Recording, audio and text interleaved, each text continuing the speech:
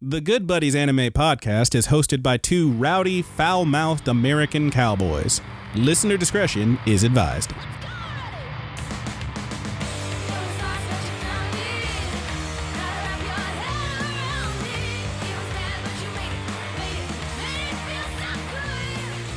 Hey, Good Buddies, what's up, and welcome into the Good Buddies Anime Show. I'm your Good Buddy Roger. Yeah. And I'm your good buddy, Brandon. I'm your macho boy, Roger. I don't know about all that, man. Yeah. Why doesn't the macho man have an anime? This is making me a little uncomfortable, I'll be honest. Oh, yeah. Oh, yeah. I'll do this the whole episode, but it makes my throat itchy. Yeah, you better not. No, you're gonna be. There it is. I knew it was coming. Well, Roger, it's that time of year again. That time of the season, if you will. First It's the time of the year of for the season. Ooh boy. Woo! Are you? Hey, I got a question. Yeah. Are you ready? Boom, boom. Yeah, you know I'm ready, dude. This will go well up, then- should go up in the video format. So anybody watch this on YouTube, Absolutely. First we should probably say, if you haven't seen this in a while, it's because we haven't been putting out YouTube videos. Yeah, But yeah. we'll still do these for now. So. I've been slacking. I'm supposed to Brandon- hit the tags and upload them, and you know what? It's okay, dude. Feel I like- haven't even edited any of those. I know, man. I stopped doing that. But it's that time. We do it 4 times a year. Ladies and gentlemen, let me bid you welcome to the Good Buddies Mount Vibe Check. Are you ready? It's gonna be a good time. So this is our quadra yearly tier list.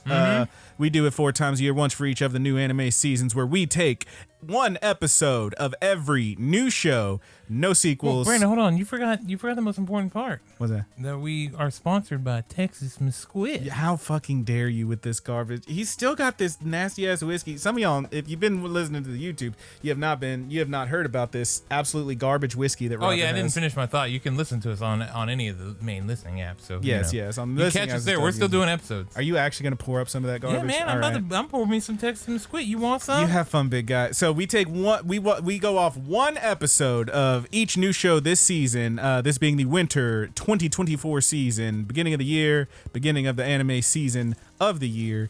Couple important notes. First of all, let us explain the Mount Vibe Check structure. I want you to imagine a beautiful snowy peak.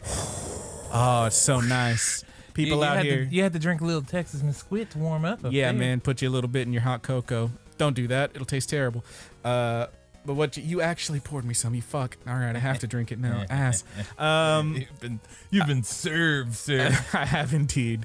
Imagine a beautiful snowy peak. There's people skiing and snowboarding. There's kids playing and throwing snowballs. It's a good old time. But the best of the best, Roger, they end up where? The tippity top. Indeed, they do. And those that are, maybe not the absolute best, but damn it, they got up there pretty high. They are on the snowy white fields, and they are doing just fine. And then we got those that kind of slacking. Maybe they follow. They're not all the way out. Couple slackers. A couple slackers. Those are our cliffhangers.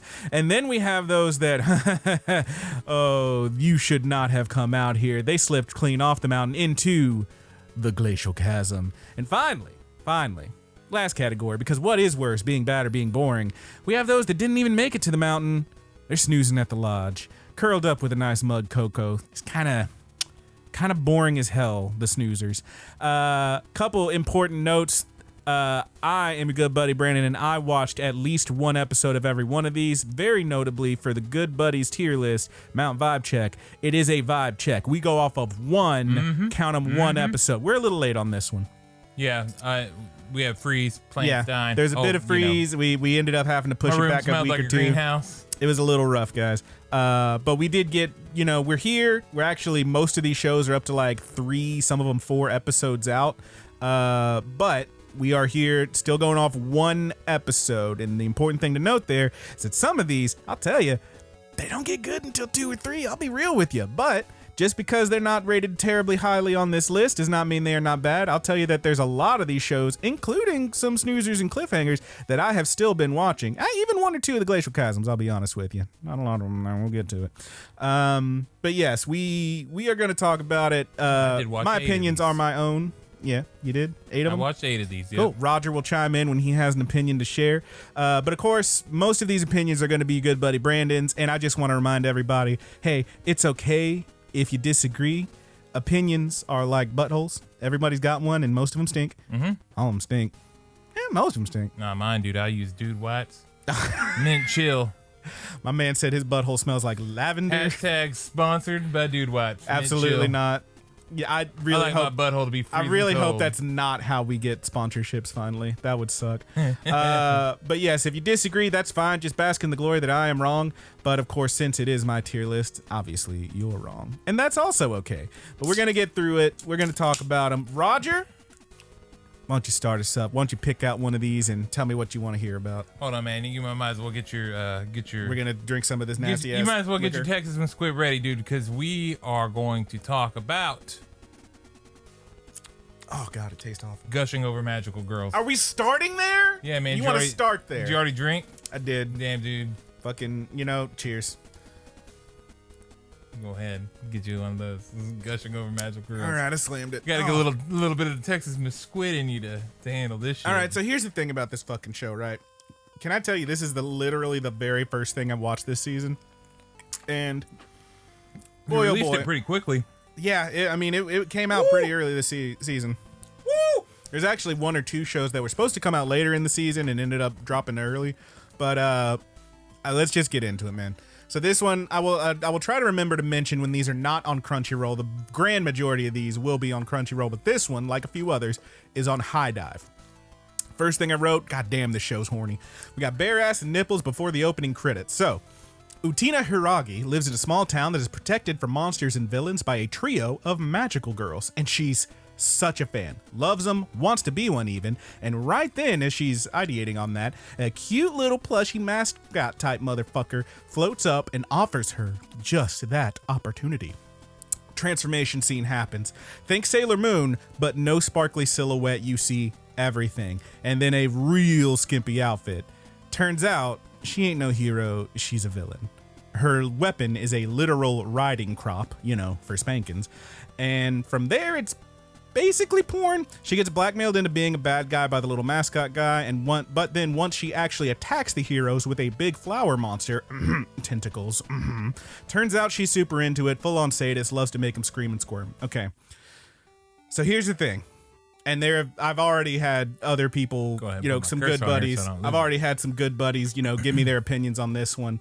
I talked about it briefly at the end of our last Yep. episode. Kind of why I wanted to get it out of the way, This show legitimately has some funny moments. The animation is very smooth. The reaction face is top notch. The jokes do land. For example, there's a bit where the trio is transforming after their literal butt spanking, and it's like, dun, dun, dun, dun, dun, glove, dun, dun, dun, dun, boom, shoe, dun, dun, dun, dun, dun, dun, and then like the bottoms go on, their like pants part, and they go, oh fuck my ass, and the music fucking cuts, and they're just like, oh I'm still sore, oh fuck. Really funny stuff. The kind of stuff that you wouldn't really get if you didn't know about this genre and like put some thought into these jokes. Funny, hilarious even. Clearly, like I said, written by someone who respects the genre enough to think of these things. The problem is it's real trashy, and they do not give you any plausible deniability here. Oh, they're adults. Nope. College girls. Nope. 3rd year high school. Literally middle schoolers. Fuck, talking 14 tops. And like the thing about it for me is that even if I were to go on to any number of websites and look up some let's say some parody comics, shall we call them, you know what most of those are going to have? Almost all of them are going to have a little black bar that says all characters depicted are 18 plus. Not here, dude. No, this is what it is. We are showing you. And it's kind of rough. I've done a little bit of research on this, and apparently the manga has a ton of fans, and the general consensus among them seems to be that the show is considerably raunchier than the comics. No visual nipples in the manga. No plant tentacles tweaking those nipples in the manga. No visible labia under the panties being prodded by these plant tentacles. It's a lot, okay? I went through a lot, and I'm probably on a government watch list. These are jokes, obviously. Point is, yes, it's cartoons. No, it's not real. It is fucking weird to watch these 14-year-old girls having a sexual awakening and being so very lewd about it. Like, that's the thing about the comic that apparently draws a lot of fans, is that it is very honest in its depiction of sexual awakenings and whatnot. We've watched other shows like that. What was the fucking... Oh, Maidens in Your Savage Season. Whole show about schoolgirls who are having their sexual awakening and experiencing these things, but they don't show you their fucking titties and turn them into sexual objects because that would be obscene for characters so young in canon. This one has no scruples about that. So for me, it's a glacial chasm.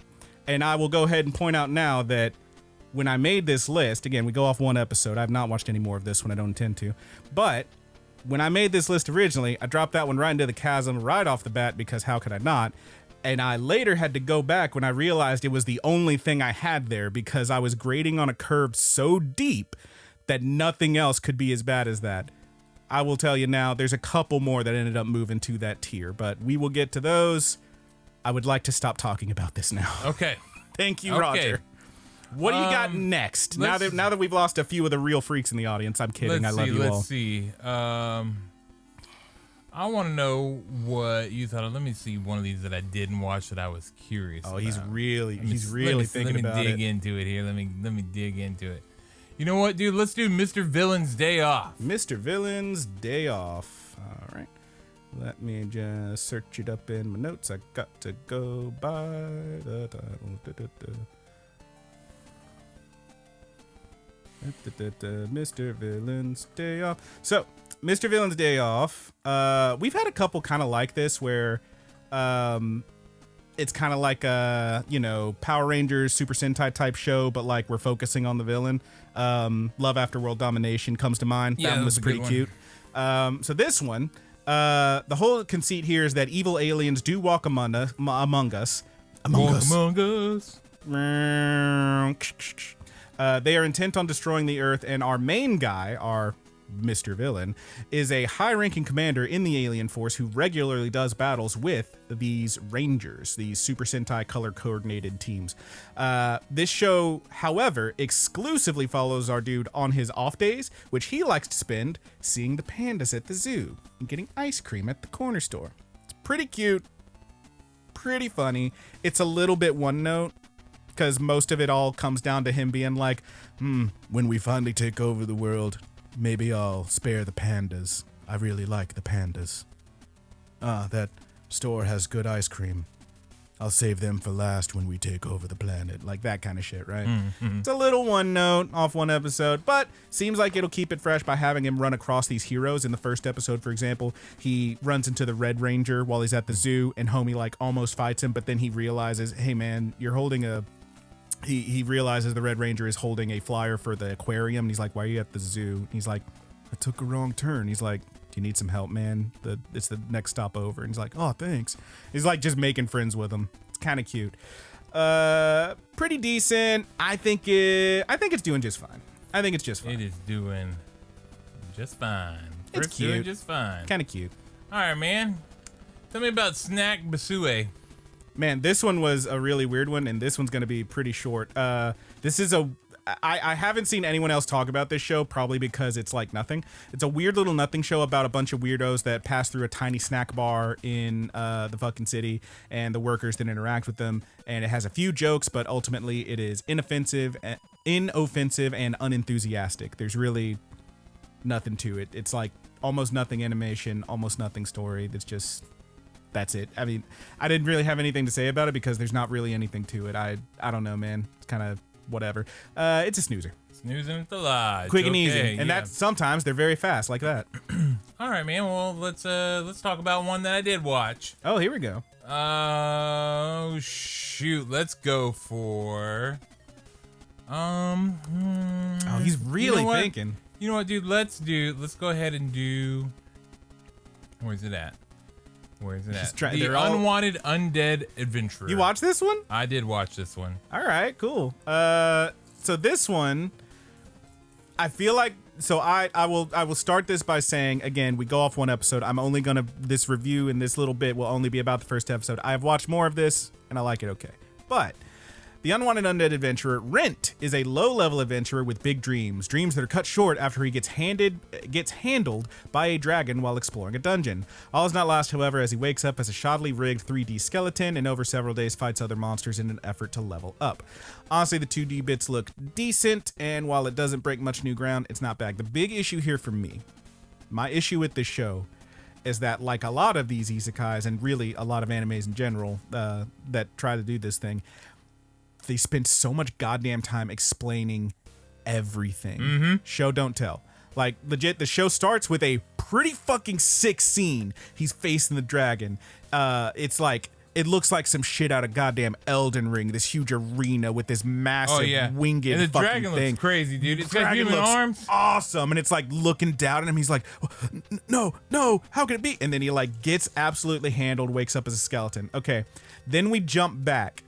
And then it shows him like how he got there by like starting with him in the city. Miss Squid. Wow, really? It starts with him being, he's like doing the, okay, here's how guilds work. Here's how this works. I'm going to go to the dungeon. I hope I get good stuff. Blah, blah, blah. And then shows that whole scene again. But the whole time he's talking like, wow, that's a dragon. They're supposed to be super strong. Oh no, I'm gonna die. And then he wakes up. What? How could it be? I'm a skeleton. No shit, you're a skeleton. I don't need you to tell me you're a skeleton. I'm looking at you, my guy. Why did you have to show me this again with explanation? Yep. It's so shit. But like, fuck all the way off. It's a cliffhanger for me. Okay.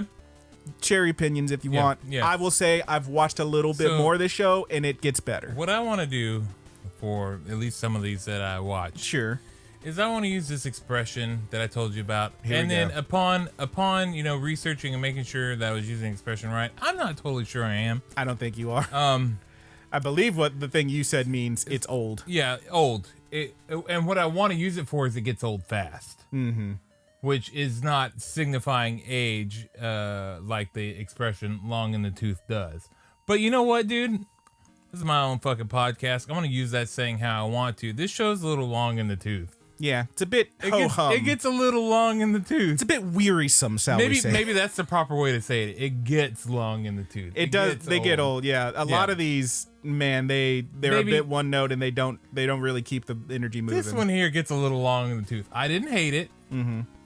I did not hate it. Uh-huh. And judging by, I just kind of picked it because I don't know what stuck out. I thought the art was ugly. Yeah. But a little bit. But I was like, oh, whatever. I'm gonna give this one a go. And I didn't hate it. But I didn't love it either. I think Cliffhanger is fine for it. I'll say this about that show. Real shitty intro song. Pretty good outro. Oh, the outro slaps, dude. Outro kicks ass. I like the outro a lot. It's a cute song, man. Yeah. So I don't mind telling you. If it's the one that I'm thinking of, yeah. I've watched like 3 whole episodes of this show now, It's and kind of a softer little song. I think it gets better than it starts. But again, for the tier list, we go off 1. So rules is rules, and there we are. Oh, what you got man. next? That Texas Is it hitting you, bro? Starting to hit, dude. I haven't eaten. Oh no, you gotta slow down. This is my alcoholic arc, dude. Drink. No, This is my please. alcoholic arc, my good buddy's alcoholic Most arc. folks do a dry January, bro. My goal is to have a beverage or 2 every single episode of the Good Buddies. Okay, so every other week maybe. It's my arc, dude. This is how you do. It's time to go, dude. Hey man, it's your I life. had some of the weed honey, dude. I'm no longer pledging the edge, dude. Well, No longer straight edge since 1987. he I'm said, fuck changing. CM Punk. I'm out. I'm experiencing new things in my life that are safe. Well, that's good. As long as you're being safe about it. All right, what's next? Oh hell, dude! Let's talk about Buchigiri. Buchigiri. So Buchigiri, This one had a weird, ugly art too. And Have you watched it? no, I have not watched it. I really It had a want thing you with to a bird watch it. head on it. I think. Is that maybe I'm thinking of something No, else? I think you might be thinking of something else. Okay. I know there was a bird head one last season. I don't know about this season. But I don't know, man, what I'm thinking of. okay, so here's the thing. This one's. Let me start by saying this one's from Mappa. There's a couple shows this season from Mappa. Probably so not ugly. first of all, let's talk about it. Mappa's kind of fucking up real bad. Obviously, you know, I'm not gonna hold it against anybody if they do or don't watch any Mappa stuff. If you want to like say, hey, fuck them, they're fucking up, that's fine. I get it. I've been there. I watch at least one of everything, right? And I will be honest, I've watched a little bit more Buchigiri. So Buchigiri is a show. It features a young man named Arajin who just moved back to his hometown and into a high school full of delinquents. His old buddy is a real Goku type, super strong, but just a real sweetie who likes to fight. But however, Arajin, as he is called, has no interest in hanging out with his old pal. No, he only wants to lose his V card, and he has his eyes on Maho, the Cutian class. The problem is, Ara is kind of a weakling who gets the Rhea whenever he's nervous. He literally grabs his tummy and runs off. Not the Rhea. However, after getting chased around by a gang from another school, our guy hides in an old shrine and accidentally awakens a Majin, kind of a super buff genie who offers to merge with him to make his dreams come true. This show's all over the fucking place. It does seem like it will be goofy fun time with some decent, if not a bit shallow action. Feels a little bit like a goofy throwback. These days I usually side eye a show if it, you know, has one female characters who, spoilers, is kind of shitty. Art's decent though, great character designs, and here's the thing about this show is I had a lot of similar complaints about another show, I want to say 2 years ago, called Skate the Infinity, which was by the same person who directed this one, Miss Itsumi. Here's the thing about this lady is she is kind of shit at writing female characters, I'll just say it, but she does know what's cool and what's fucking cool about fights and characters and character designs and shit. So I wasn't super into this one at first. It kind of grew on me throughout the rest of that first episode. I had the same arc with Skate the Infinity. I wasn't super into it at first, and then I ended up loving it. I think this one is also doing just fine. Okay. I rather enjoy Buchigiri. I would like it, Roger, if you watched an episode or two, because I think you'd really enjoy this one. Especially like that first one, kind of whatever. That second episode, that's where it starts getting hot. Saying Mappa makes me interested, even though I know that at this point that's probably wrong, but it is what it is, dude. It is what it is. Yeah. I really want to find this fucking Birdhead anime that I kept looking at, and I was like, I'm not watching that shit with the Birdhead. Are you sure you weren't thinking of If it might be just still getting updated, so it looked new. Yeah, there And I was didn't one click from on it. last season. It was oh hell, hang on, let me find last season's tier list and I'll tell you exactly what it was. I know, man. This would be awesome if I could use my shitty app on the PlayStation. It was called Shangri-La Frontier. Oh, I think that is it. Let me look. Yeah, it's it's like a MMO thingy. That was from last season. Shangri-La front. Yeah. Yeah, that's the one that's like this guy basically only plays shitty games. This just isn't bumped the my- thumbnail that I was This seeing. isn't the one though. you saw? Mm-mm. Didn't look like that with the bird head. No, it did. My app has a different image. Ah, okay. That's- But yeah, it's Shangri-La Frontier is different. That's the one that like What'd you rank it as? Shangri-La? Yeah. I think I had it as doing just fine because it has really good animation. Okay. But I did, spoiler alert, if anyone is wondering how I went with Shangri-La Frontier, I did not watch any more of that show after the first I'm episode. telling you who's doing just fine. It is me, okay? Okay. Because I've been having a little bit of Texas Mesquite sponsored hashtag This sponsored. fucking guy. Pick another one for I would God's sake. like We'll to be take here all this night. time to shout out our sponsors, Texas Mesquite and Dude Wipes. Dude Wipes. Shut up, dude. Brandon, also we're sponsored by Blue Chew now. He snorted one before he came I don't in, think that's so- true. I mean, look, I stay hard, but I don't think it's because of the Blue Chew. I get hard, baby. I go hard in the paint. Shit, dude, let's do Delusional Monthly Magazine. All right, cool. This is another kind of nothing show, in case anyone's wondering. Delusional Monthly Magazine. Weird little show with just too much going on. Legitimately, I think this has some stuff you might be interested in, Roger.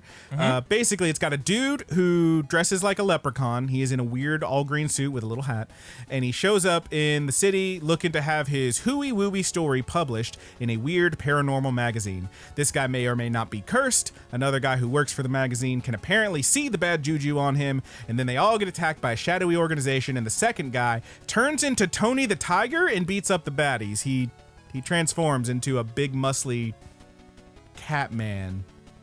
It's a lot. It might be fun if you're into weird pseudoscience and cryptid shit, though. The story Leprechaun guy wanted to publish was on the lost continent of Mo, which those of you who walk the left-hand path may recognize as a play on Mu/Lumeria/ Atlantis.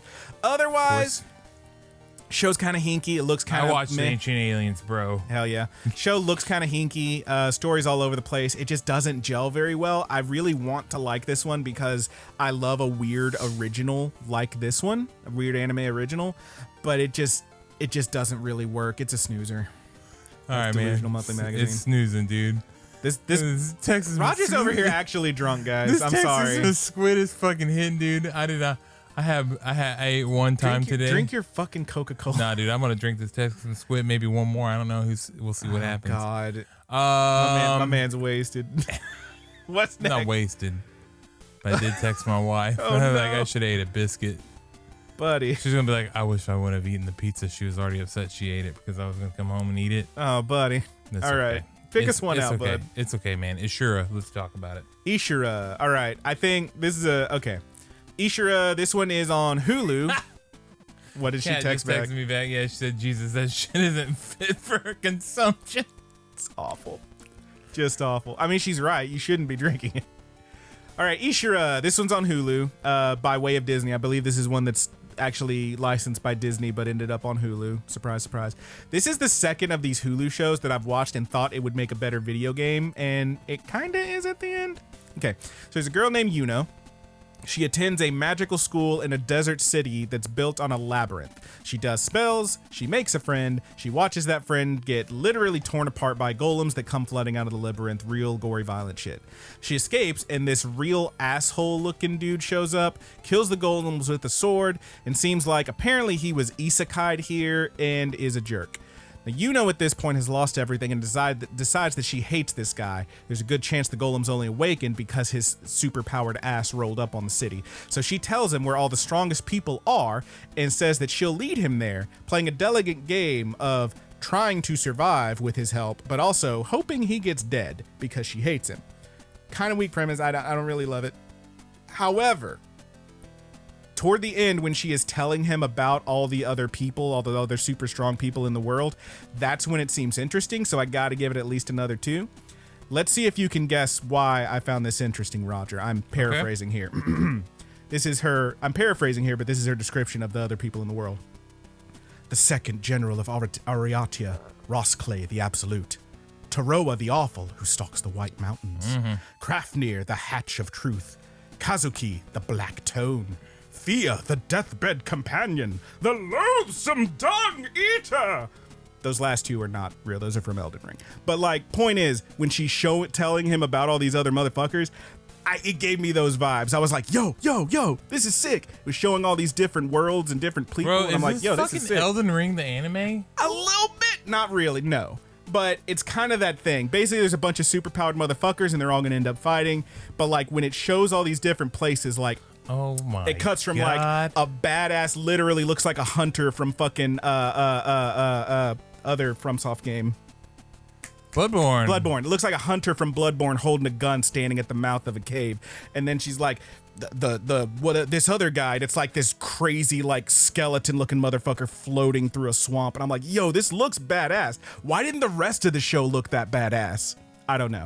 I don't know if this is going to be good. It was definitely interesting. Did you right only at watch the end. one episode? I watched a second episode, and it had almost nothing to do with that first one, and I was like, all right. It was just like introducing more characters who weren't in the first one, so I was like, I don't know. Here is my new dream, though. There is an Elden Ring manga. Yes, and it's very silly. Have you read any of it? Yeah, it's fucking It's dumb awesome. as hell, dude. I would love for that. My dream is that the Elden Ring manga. I would love to get that as an anime. That'd be sick. And God, I would love to get Rooster Fighter as an anime. That'd be sick. Anyway, this is a cliffhanger. It's a cliffhanger? Okay. Yeah. That second Elden episode Ring, it didn't is do not, much for me, okay? but I'll give it one more and see what I think. I'm waiting for that DLC, baby. What's next, All right, baby? dude. Let's talk about one that I watched. What'd you watch?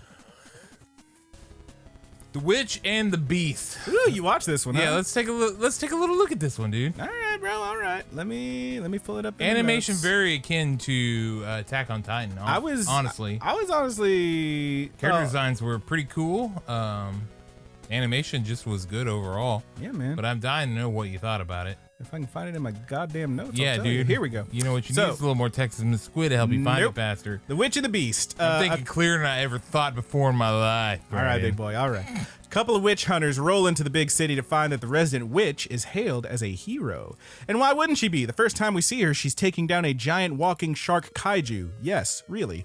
However, digging deeper, the pair discover some dark secrets culminating in a fairly bloody battle. Show looks rad. I love the title. The character designs are pretty sick. Main duo is a blonde woman who wants to kick ass and would strangle the devil if he side-eye her. Yeah, and she's got like the power energy going. yeah, for her she's sick from as Chainsaw fuck, Man. dude. Yeah. And then the dude basically looks like if Wolfwood from Trigun got a tin of pomade and traded his big back cross for a It big does, back dude. coffin. He looks like he came out of a vampire anime. Yes, he knows what's up. However, there's a little bit of weirdness in this show that may or may not make or break the rest of the series. Obviously, historically, witches have been disenfranchised women who were killed for whatever reason the local dudes in power felt like. So this episode plays into that a little bit.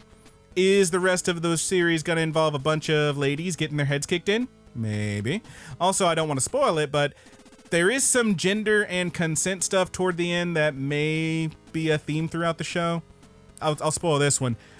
The way that Homegirl powers up is Yeah. by forcing herself on her foe Yeah. in a very kissy tongue kind of way. I actually am curious if that is actually like a rule for breaking a. I mean, it character is or in the whatever. show, and that's all that Yeah, matters. yeah. you know? I didn't look that up, but you know, I just kind of took it as what it was. Yeah, I mean, the show tells you that this is in the fiction of the show. We are meant to believe Yeah. the canon here. I in wasn't order to like, make it wow, work. this is hot. But Yeah, you know, no, it's just kind of weird, right? That I like didn't have that's the Texas part of Miss it. Squid in me, so Sure. I guess we'll see how a few more episodes treat us. For Yeah. now, off of one, I think it's good, not great. Mm-hmm. What do you think, man? Where would you put it? I mean, she definitely like I was kind of taken aback, like she transforms. Yeah, And then she turns into a giant dude. yeah, but they still use yeah. female pronouns there, so I'm like, Yeah. okay. It's very strange, dude. And they don't no color in the explanation. nipples. No explanation. And they don't color in the nipples. this guy loves nipples. I got a show you should watch, dude. Pepperoni nipples, dude. Anyway, I had this one as a cliffhanger. What do you think? Dude, I actually thought that it was doing just fine, but I'm okay with putting it in a cliffhanger. I could go either way. It's up to you, boss. Was the Unwanted Undead Adventure? Yeah, it was a cliffhanger. Yeah. That works. Nah, man, I'm gonna let them go where you put them because one of them that we will definitely not agree on. I'm ready for it. Okay. What's next? Let's talk about Meiji Gekken 1874. Good year for the Texas Miss Squid, am I right? You're just the worst, dude. Meiji Gekken 1874. 6 years. People like, in- I'm unsubscribing, dude. This guy talks about the Texas Miss Squid too much. He's a little Like, drunk, well, guys. I'm you sorry. haven't had as much as I have, okay?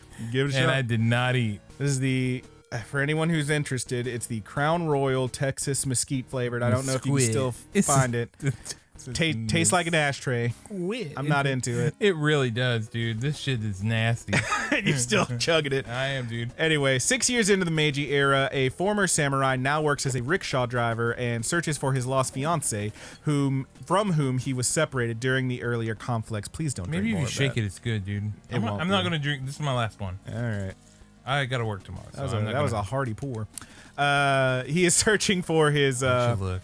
his lost fiancée, from whom he was separated in the earlier conflicts. After an attempt is made on a government official's life, he is presumed as the would-be assassin and enemy of the state. He seeks out the true assailants and manages to clear his name. Meanwhile, a group of powerful warrior weirdos right out of Foxhound are lurking around the city with cryptic aims. Honestly, I found it kind of average. If you're into historical action, then this maybe is your jam. For me, it was a little bit whatever. I didn't find it terribly interesting. I don't know. It's a cliffhanger for me, but I've certainly been wrong before. Maybe I'll give it another one or two and see what I think. Okay. But for me, it's a cliffhanger. Mage Gekken Cliffhanger, dude. seems fine. Okay. Fluffy Paradise. Fluffy Paradise. Don't worry, dude. Sponsored by Texas Mesquite. I got you some. You are absolutely killing me right now. I'm dying, and I'm dead, and I'm gone. And now I'm back. I'm a zombie. Whoa, how'd that happen? Fluffy Paradise is one of many goofy-ass isekais this season. I guess technically Ishura is one, but yeah, whatever. So Fluffy Paradise is the story of an overworked office worker lady who passes out and fucking dies. God shows up and tells her he wants her to reincarnate into a world where humans discriminate against the non-human inhabitants because he wants her to decide if he should wipe them all out and just hard reset this planet. He then offers her a powerful ability. Do you want to be able to teleport? You want to be able to, like, you know, shoot fire out of your fucking eyeballs? She says, hey, the only thing that I want is to pet cute animals because that's the only thing that brought me happiness in this life. And God's like, cool. Every animal you meet is going to instantly love you. Okay, bye. Time jump, fantasy world, tiny toddler pro tag. She pet all the cute animals. It's very cute. Seems like from the intro that we're going to meet some animal people. Presumably these are the ones who are being targeted and discriminated by the humans. Point is, the show, after one episode so far, pretty fucking cute. I don't know that there's going to be a ton of meat on that bone. It's mostly just some wholesome, cute isekai shit. I also have this one at cliffhanger. It gets so long in the tooth, huh? It's a little one note. Yeah. Little long in the tooth. Long in the tooth. Why not? Yeah, I think you're a little long in the toot. You know what I'm saying? Dude, I didn't toot. I Over here, didn't toot, over here, bro. tootin', bro. I didn't toot, bro. Stupid ass. My man's drunk. This The is wrong great. way to use healing magic. All right, another isekai. There's a lot this season. All right, Usato is a normal high school kid who happens to end up walking home with the most popular guy and girl from school when, wouldn't you fucking know it, they get summoned to another world because the kingdom needs heroes. Big deal here is that Sato was collateral damage. He was not supposed to be summoned. He was not supposed to get in. He was just too close and got caught in the summoning circle. Moreover, when they test him for magic, everyone freaks the fuck out when they find out, oh no, he has healing magic. And the reason they're freaked out is because they are afraid of the person who handles all the healing magic and trains all the healers, this big ass muscle mommy. I believe her name is Rose. What muscle, mommy? Yeah, dude. She grabs his ass, runs him off, says she's going to teach him how to use his new healing powers. Honestly, an isekai this fucking standard has no business being this entertaining. I legitimately was charmed by this first episode. It's a little obvious, you know. I feel like it's going to be a thing where, like, the way that it's the wrong way to use healing magic is like she's super tough, so she's gonna teach him to like beat ass but heal himself so that he's not getting his ass beat, you know? Like you can only punch so hard without breaking your arm, but if you could heal your arm instantly, you can punch as hard as you want. I'm guessing that's where it's going, but it's pretty fun. The girl like seems like she's real serious, but then when she finds out this is an isekai and that she's going to be a hero, she starts absolutely nerding out. Turns out she's super into it. There's a bunch of goofy reaction faces and shit. It's very cute. This should be so goddamn, it should be, I wrote here, a boring cheese sandwich of a show, but I'll be goddamned if they didn't. That's exactly what it sounds like. I'll be goddamned, Roger, if they didn't put it on some sourdough and pop it in the panini press. It's pretty fucking good. Okay. I got it at doing just fine. Oh god, it's doing. I'm as shocked as anyone to tell you this goofy ass isekai is doing just fine. What's next? Oh man, let's go ahead and find one of our first tippity tops over here. Oh, you think you got it? Yeah, dude. Let's talk about Tis time for Torture Princess. Oh, that's cheating. I told you about this one already. Yeah, but I didn't know where you're gonna put it. All right. Hey, man. We'll see if you were right. Tis time for Torture You gotta drink Princess. every time we hit to the glacial chasm, dude. Fuck. The thing about Tis Time for Torture Princess is when you hear that, if you're like me, you hear that fucking title and you say, wow, this sounds not great. Turns out, it's fucking awesome. In the world between humanity and demonkind, the human princess, a fierce warrior and commander of the 3rd Legion, has been captured by demons. Now, the Grand Inquisitor looks to obtain vital information through torture.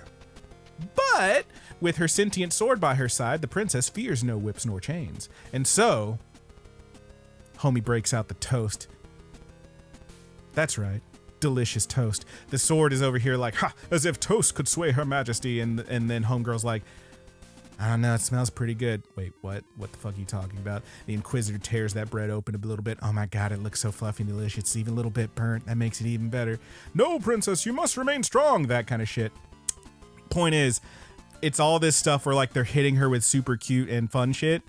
and then it ends up just being super cute and fun. It's not torture by hurting her, it's torture by showing her something that she really wants, and then she has to get it. First episode's all food. It's very cute, shockingly cute. It shouldn't be this cute, and the animation is fucking awesome. It's very funny, great reaction faces. I was very immediately charmed by this one, and I love it.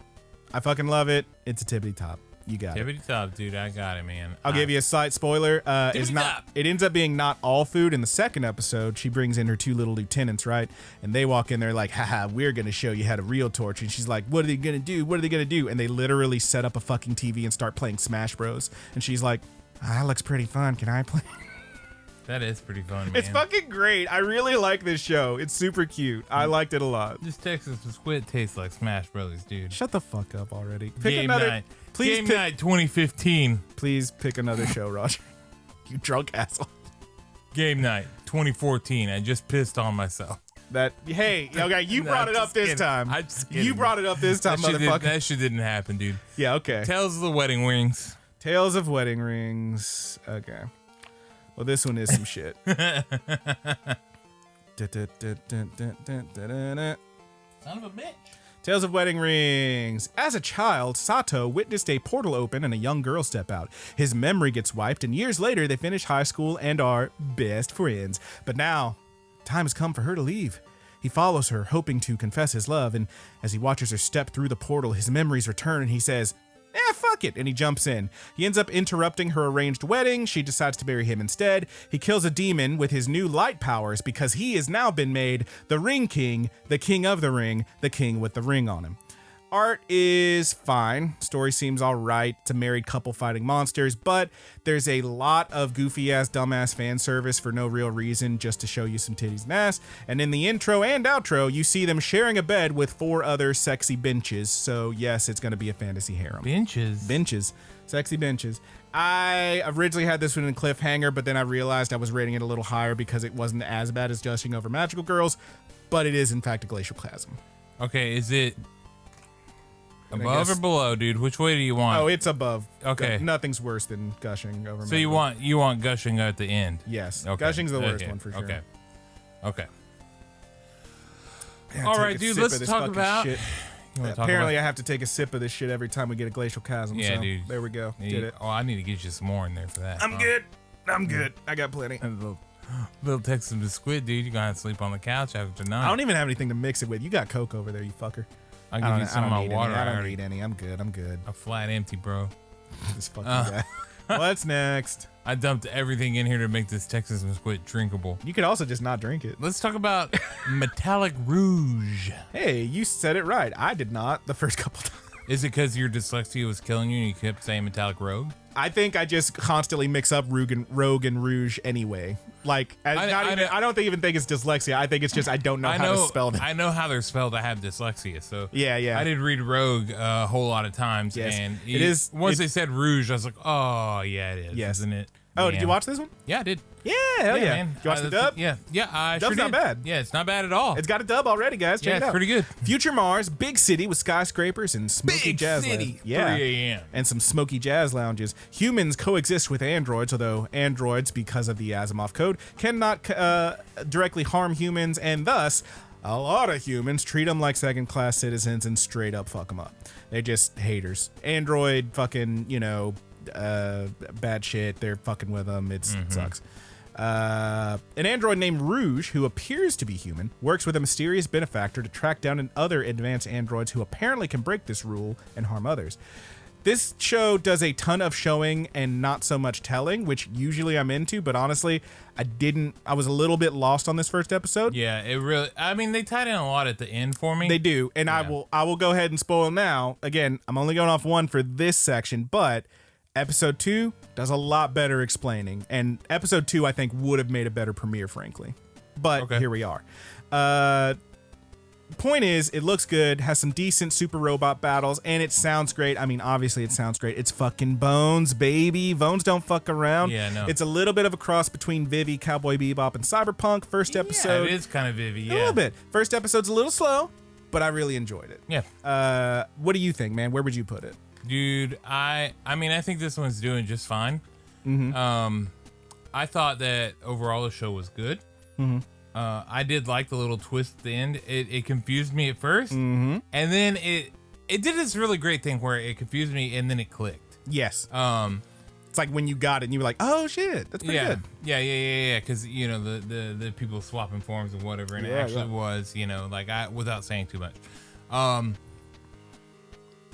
Yeah, I think it's doing just fine. I agree. I'm interested in watching another episode or two of this. It reminded me a whole lot of like SSSS Gridman. Ooh, yeah, I can see that. Shows.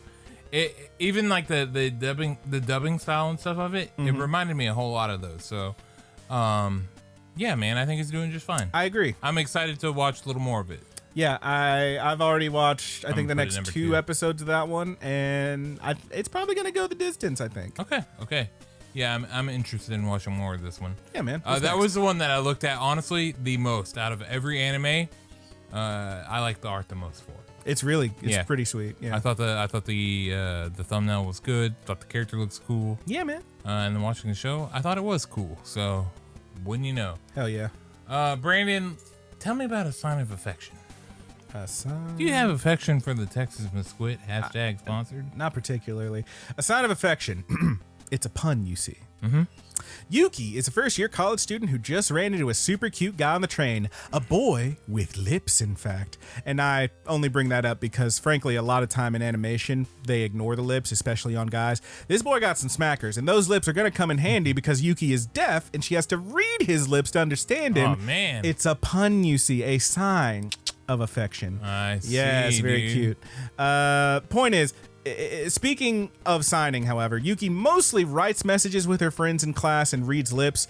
That sort of informs the conceit of this episode. Being deaf, she lives in her own little world. She feels separated from everyone else, and maybe the writing and lip reading is her way of not only accommodating others, but keeping them at a short distance. She doesn't let everyone in because how could she relate to them, she feels. However, by the end, when Juicy Lips is walking her home, he asks our girl, to show her a sign or two, and he does, in fact, tell her he wants to be part of her world. Aw, isn't that cute? Wandering free, wish I could be part of your world. And then she gets them digits, baby. Art is fine. Kind of seems like it's doing the 2.5D thing in some of the scenes, but other ones, the 2D looks super clean. It's a little swingy on the art, honestly. I do wonder how this will be received by deaf viewers, but as an able-bodied dude, I found this very charming. I thought it was real fucking cute. I liked it a lot. I think it's doing just fine. What do you think? Okay. You watch this one? No, I did not watch it yet. Okay. Super cute. I liked it a lot. Very, very sounds cute. dude. So far, I like for sure. He got them big lips, dude. He does. He got that bow He's got ties. some fucking smackers, baby. I think it's probably there's a few in here that I would say are like romantic kind of shows and what do you call them? Shoujos kind of shows. This is probably my favorite of them. I liked it a lot. Okay. I liked it a whole lot. Yeah.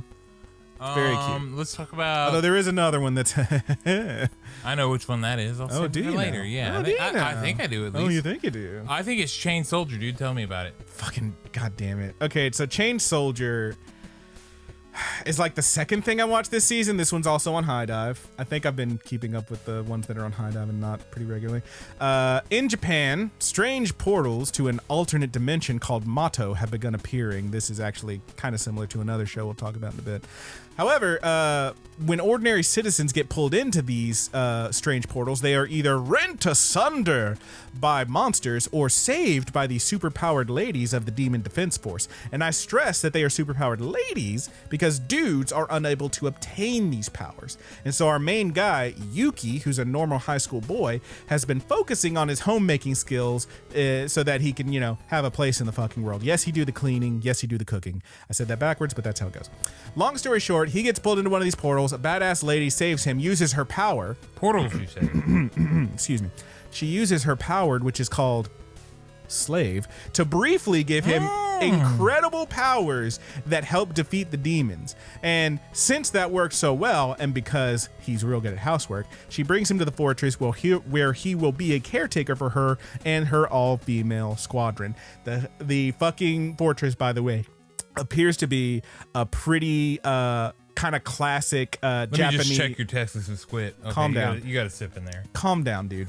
Seems like a pretty standard, like, classic Am I kind wrong? of Japanese hotel. So this is literally, the dude gets a job at the hotel full of ladies.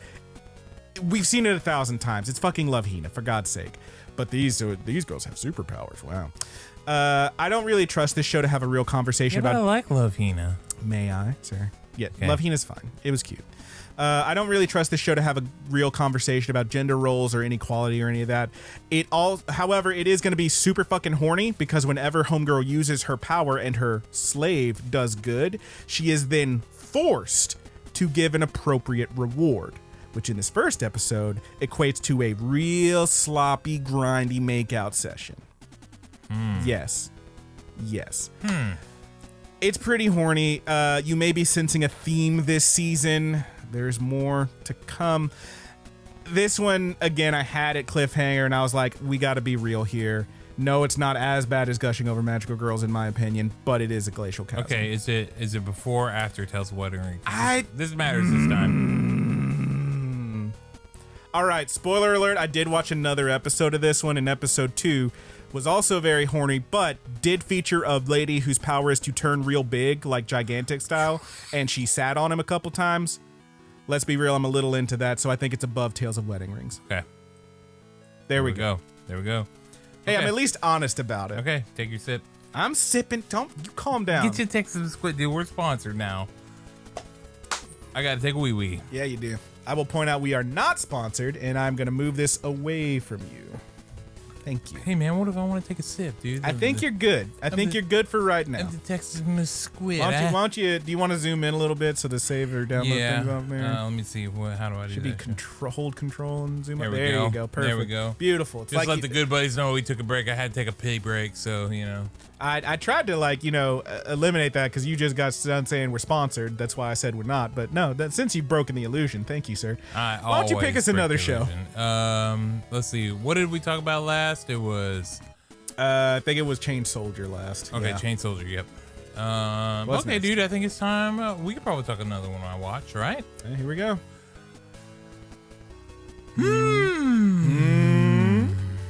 No, you know what? I'm gonna save it, dude. Cause I want to know about my instant death ability is so overpowered. Cause this shit sounds like it sucks. So tell me that it doesn't, dude. Tell me that it doesn't suck, Brandon. I'd never lie to you, Roger. So Hey. this one's also on High Dive. If this is a glacial chasm, you gotta take a drink of the Texas Squid. We'll see. A school bus full of kids gets isekai'd. A sage lady shows up and gives most of them powers, but some, it turns out, aren't compatible. Fucking normies, am I right? So the kids with powers abandon the normals, blah, blah, blah, tons of info dumping about abilities and shit, blah, blah, blah. What no one counted on is that the edgelord who was sleeping in the back of the bus, who, as it turns out, he has the ability to kill anything he wants just by looking at it. And this is not, all caps, not an isekai power. Maybe he's an escaped experiment. Maybe he's born with it. Maybe it's Maybelline. Point is, dude was already OP busted, and now he and one other normal girl are going to try to survive this fucked up world. Art's pretty meh. Story's pretty meh. It's a pass from me. There are better isekais this season. I have it at a cliffhanger. Okay. And I really did have it there. I didn't just say that so Okay, you wouldn't have to okay, drink the biscuit. Okay, man. I'm not gonna make you drink the Texas Squid until I tell you. Motherfucker. Just kidding. What's next? The weakest tamer began a journey to pick up trash.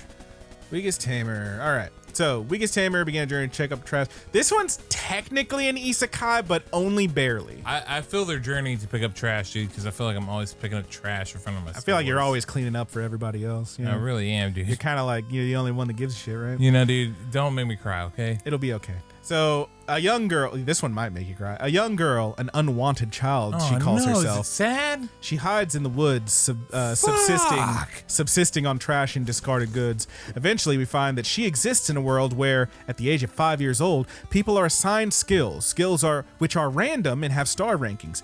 Her skill is taming, but she has a 0-star ranking, and as she basically has no skill, she was abandoned by her village, even her own family, and now they even put a fucking bounty on her head. They just want this girl dead, pretty fucked. Eventually, after fleeing, she finds a tiny slime monster, the weakest of its kind as it turns out, and she forms a bond with it, the first time she's ever managed to actually use her taming ability. Decent enough art and pacing, and while the show is fairly cute and bittersweet, it doesn't really have hooks, is my problem with it. Technically, it's also an isekai because every now and then our girl will she'll be like, oh, there's a big pile of trash over there. Somebody must have dumped something here. And she'll hear a little ding, ling, ling, ling. She'll be like, what? Yeah, I mean, there's probably something good in there. She's talking to her past life, it turns out. Kind of weird. It's kind of a third-person detached isekai. I don't know. It's weird.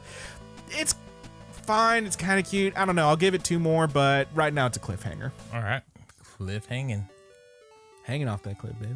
Boom. What you got? What's that? All right, man. I guess we can talk about one that I watched now. All right, here we go. Sengoku Yuko. You watched this one? Yeah, I sure did. That's pretty cool, man. I would Well, like to know what you think with a thumbnail like that, I wasn't going to check it out? it Brandon? looks pretty sick on the This thumbnail, kid right? turns into an Inuyasha that doesn't put me to sleep. Wow, interesting. All right. Warring States era, Fox Spirit and her adopted brother roam the countryside besieged by brigands, ronin, and katawara, which are like demon creature things. The fox, Tama, loves humans and hopes to convince them to stop fighting, while her brother, a Sindao named Jinka, hates humans and beats them to shit when they don't play nice or if they attack other katawaras. They also run into a human ronin who follows them, hoping to become stronger. He's kind of your audience surrogate, kind of along for the ride. Decent animation, pretty cool fights. Maybe I am damning this with faint praise, but it's just kind of fine. It didn't really do it for me. I would love to hear your opinion on this one. What do you think, man? I thought this one was really good, dude. You liked it a lot? I enjoyed the first episode. I enjoyed the art. Very reminiscent of Demon Slayer. Okay. Think so? Yeah. I thought. I mean, the opening shot came in, and I was very much wowed that it was very similar to the thumbnail. Okay. And then the birds flew in, and I was a little skeptical, but as more of the show progressed, Okay. and the attacks were showing off a little more, different powers and stuff, when they fuse and turn into the Inuyasha, because they do turn into an Inuyasha, dude. It appears that the No way around it. Fox Spirit grants the other. It's kind of an guy Inuyasha in the her picture right power or here. something. Yeah, a little bit. So for me, I do love the sister too. I personally, it didn't really hook me the way I hoped it would. That said, I will point this out. This one's apparently slated to run for like 3 fucking cours. It's going to be 3 seasons long. I figured this was going to be a. If you want a chunky one to take up most of the year, this is the one to dig into. I had a cliffhanger. It's going to be 3 cours this year. Apparently. Jesus I don't know about fucking Christ. this. Well, it's apparently slated for 3. I assume that's all this year, but we'll find out. Okay. I don't know. I never know with these. I personally had this as a cliffhanger. If you liked it, we can move it to doing just fine. No, man, we need to do what you want to do. No, come on. You have opinions. They matter. I want to put it at the top of cliffhangers, though I would put it at. I would probably put this one, if this were General Rogers here, tier maker, bet on Texas Mesquite. I put it at the tippity top, but you know what? Why don't we split the difference and do it doing just fine? Come on. No way, dude. Come on. Top of cliffhangers. All right. No way, dude, because there's another one we're going to disagree on, and I did not expect it to be That's this the one you want to fight over. Okay. All right, big bro. Let's fucking pick one out then. What you think? All right, man. All right. He's gonna have one on here. He's like, this show's fucking garbage. Yeah, man. Maybe. Oh no. Maybe. Let's talk about Brave Bang Bravern. Okay, so this one I didn't know was actually gonna drop Damn, because dude, that Texas Mesquite really hit me, dude. yeah, dude, you It drank gave a me decent amount of it, it and gave you're me on the an empty 1-2 stomach. The You're on an 1-2 empty buckle stomach, you my shoe, dipshit. dude. Oh my god. All right, so this one was apparently supposed to drop earlier this season, and then when it finally did, it was late enough so that 2 episodes dropped at once. All right, let me tell you about it. Brave Bang Bravern, in addition to having a really stupid title, features Isami, who is a Titan Stride mecha pilot in Japan, and during a joint training exercise with the American Titan Stride Force, he forms a brief rivalry with Lewis Smith, who challenges him to a duel during the next exercise. This guy, by the way, Lewis Smith, straight up typical American. He has the dumbass like coach glasses, the ones with like you get at the gas station with like the little rubber like bright red arms on him and shit. Fucking this guy, right? He's blonde, he's loud. Oh, what an asshole. Up to this point, this is basically Top Gun, Like legit, I could see these dudes playing shirtless volleyball with Kenny Loggins playing. But just before that next training mission, an unknown force, apparently from space, aliens, bro, starts attacking the globe with advanced ships and mechs targeting major cities. And now our boys have to fight for real. Now, up to this point, it's basically Independence Day. DC's getting noosed and a massive laser is about to take out the whole base. But just then, Roger, a shining light appears, blocking the blast and saving Asami. Its source is an honest-to-God Gundam-ass Megazord super mech that tells Asami to climb inside me. Get inside me, Asami. And then starts throwing out named attacks and blasting its own theme music over its speakers. The show is a lot, is what I'm saying. It does sound like a lot. Apart from Witch from Mercury, I'm not a huge mech guy. That's the only one I've ever watched that I was like really into. But I do like these goofy send-ups. Some of you may recall a MAME, Warrior at the Borderline from 2021, which also had our pilot embarrassingly yelling his attacks. I dropped that one after one episode, weird politics. Or you might even remember Robbie Hachi from 2019, which also had a big mech that played its own theme music. That one I did finish. Dumb ending, but pretty funny. I guess I will have to wait and see how this one lands out, but for now, art is pretty decent. Storing is compelling enough. I'm in for a couple more. I've only watched that one, but I'm in for a couple more. I think it's doing just fine. Doing just fine. Okay. And by the way, that's Brave Bang Bravern. The show, like the listing for it on Wikipedia or whatever, and then actually in the show, you see a logo that says Bang Brave Bang Bravern. There's an extra bang in there. Yeah, gotta bang them, dude. Bang it out, bro. We double banging, hell yeah. Bang it out, bro. What's next? Villainous level 99. I may be the hidden boss, but I'm not the Demon Lord. Demon Lord. Okay, there you Yeah. go. There's a, I'll tell you why I didn't watch this one, dude. Sound like a fucking isekai that was too long with the title. I mean, it is an isekai. This title, a little long in the tooth, dude. You're not wrong. This one gives you a real hard sell at the beginning, and I kind of loved it. Starts with a young girl, a commoner at the Magic Academy. She meets a bunch of dudes. The whole intro, it's just like every other isekai, villainous story where the hero girl, it's based on a Otome game, so the hero girl shows up, and she's the commoner, and she meets all the guys, and blah, blah, blah. And then it actually shows a literal game intro with lower quality visuals, just like a visual novel game would have. Actually quite charming. It is not until the halfway point where the girl meets the villainous character that the show reveals that this is a game. That villainous girl is isekai'd after she got truck-cooned and she was reincarnated into this world. She doesn't want to die like at the end of the real game, so unlike every other anime in the same vein where the goal is to make friends, she decides, nah, I'm just gonna avoid all these main characters at all costs. I'm just gonna chill over here. Y'all go ahead, I'm over here. Which sounds pretty goddamn boring. Of course, when everyone finds out that she's super duper OP and has a level 99 magic or whatever, that hiding becomes quite unlikely. Cute enough, it's a bit slow. I actually have this one as a snoozer after one episode. I will tell y'all, like with most of Not these, a lot of snoozers, man. I'll tell you, I watched a few more episodes of this one and it's pretty good. You know, dude, I really think we should reroute that rule. What's that? If you watch more than one episode, dude, and you feel differently about it, Then we should move it. yeah, you should move For it. right now, we're going off one. Okay, maybe the next tier list. Maybe dude. next year. Well, it depends on how late we end up. Because If you watch more, A, this Go will ahead. help you not watch too much fucking anime, dude. fair. And B, You're this will telling me to give watch you... more anime. Is what you're doing.